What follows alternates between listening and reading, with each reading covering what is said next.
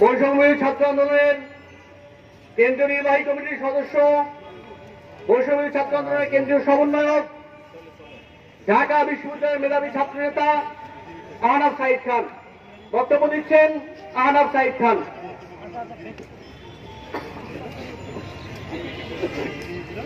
প্রথমে আমি ধন্যবাদ জানাতে চাই বাংলাদেশের আপামর জনগণের প্রতি যে তারা মোদির ফাঁদে পা দেয়নি। বাংলাদেশে যদি কোন সংখ্যালঘু ভাই বা বোন মরে তাহলে মোদির ভোট বাড়ে।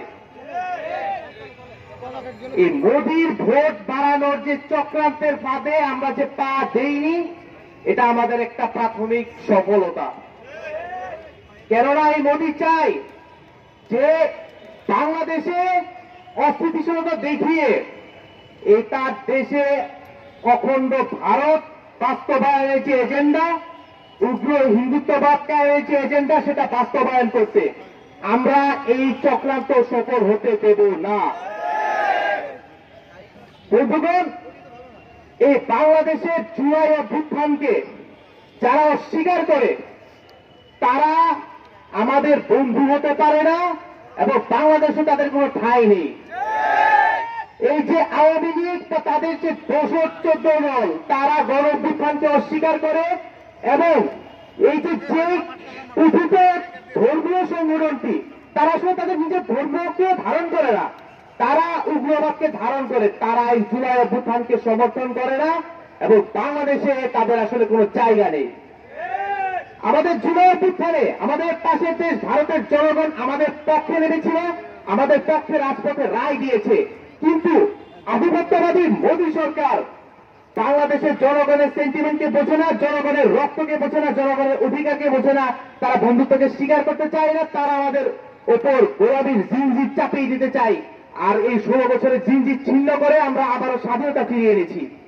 সুতরাং আমরা আবার কোন শেকল করব না এবং হাসিনাকে, খুনি হাসিনাকে, যুদ্ধাপরাধী হাসিনাকে আশ্রয় দিয়ে মোদি যে ভুল করছে, সে ভুলের মাসুল মোদিকে অবশ্যই দিতে হবে।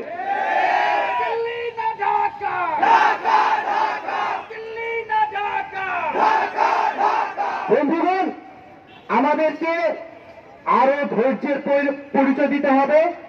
যেমনটা বলেছেন আমাদের শহীদ সাইফুলের বাবা, যে আমরা সবাই শান্ত থাকি, এটাই আসলে প্রমাণ করে যে আমাদের জাতিগতভাবে আমরা দৃঢ়তার সাথে এগিয়ে যাচ্ছি।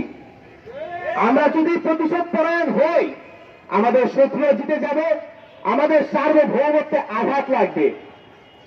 আমাদের জাত পাত ধর্ম বর্ণ সবকিছুর আগে আমাদের যে বাংলাদেশ পরিচয়টা আছে, সেটাকে সবার উপরে প্রাধান্য দিতে হবে, সেটাকে আমাদের বুকে লালন করতে হবে, সেটা ধারণ করতে হবে।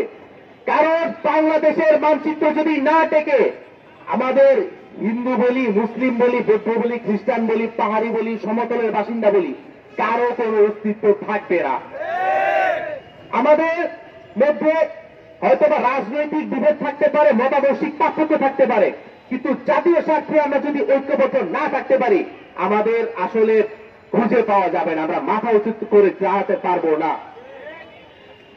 বিশ্ব মিডিয়ায় আমরা দেখেছি অনেক ভুল তথ্য, অনেক উস্কানিমূলক ইউজ করা হয়েছে। আমরা আহ্বান জানাচ্ছি, আপনারা এগুলো প্রত্যাহার করে নিন। এমনকি আমাদের দেশীয় মিডিয়া, দেশীয় সংবাদপত্রগুলো, অনেকগুলো সংবাদপত্র আজকে এখানে উপস্থিত আছে,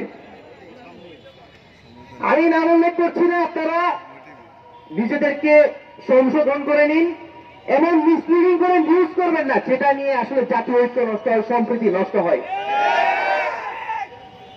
আজকের এই মঞ্চ থেকে এই আইনজীবীকে যারা হত্যা করেছে, তিনি আসলে একজন পাবলিক প্রসিকিউটর, রাষ্ট্রের পক্ষ থেকে বিচারটি পরিচালনা করছিলেন।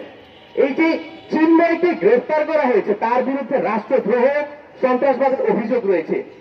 এখন আপনারা কেউ যদি চিন্ময়কে নির্দোষ প্রমাণ করতে চান, আপনারা আইনি লড়াই করুন, সে রাস্তা খোলা আছে।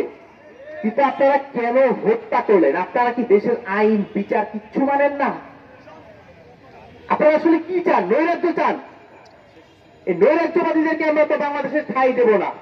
তো সুতরাং আইনের প্রতি শ্রদ্ধাশীল হন এবং যারা দেশের আইনকে মান্য করে না, বিচার বিভাগের প্রতি বৃদ্ধাঙ্গুলি দেখায়, এই সমস্ত হত্যাকারী সন্ত্রাসীদের অবিলম্বে বিচারের কাঠগড়ায় দাঁড়া করাতে হবে। এবং এই যে সমস্ত প্রশাসনিক বাহিনী, পুলিশ, র্যাব, গোয়েন্দা সংস্থার ব্যর্থতায় দেশে একের পর এক বিশৃঙ্খলা তৈরি হচ্ছে, এটা কেন হচ্ছে আমরা সরকারের প্রতি আহ্বান জানাই যে তাদের এটা যেন উদ্ঘাটন করে বের করে, এবং কারা আসলে প্রশাসনের মধ্য থেকে বিশৃঙ্খলা তৈরির চেষ্টা করছে, কারা দায়িত্বে অবহেলা করছে, তাদেরকে খুঁজে বের করা হোক এবং শাস্তির আওতায় আনা হোক। দিন শেষে আমরা এই মঞ্চ থেকে সমস্ত সম্প্রদায়, জাতপাত, ধর্ম, বর্ণ সবাই মিলে এটাই বলতে চাই, আমরা সাম্প্রদায়িক সম্প্রীতির শপথবদ্ধ হই এবং আমরা বাংলাদেশের সার্বভৌমত্ব টিকিয়ে রাখার শপথবদ্ধ হই। এটা ছাড়া আমাদের জাতি হিসাবে মাথা উঁচু করে এগিয়ে যাবার আর কোনো পথ নেই। ধন্যবাদ আপনাদের সবাইকে।